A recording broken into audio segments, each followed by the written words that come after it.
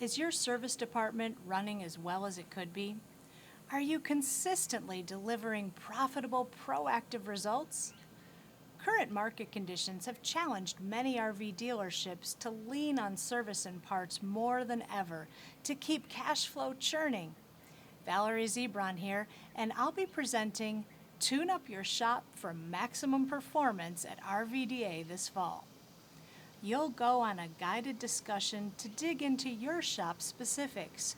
We'll look at your strengths and how to use them for even greater results, and we'll uncover key components that need to be tuned up to keep your shop running at its best.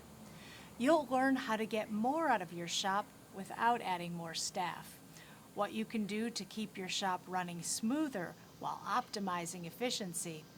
We'll explore no-cost tools that can drastically improve the bottom line, not only for the shop, but for every department.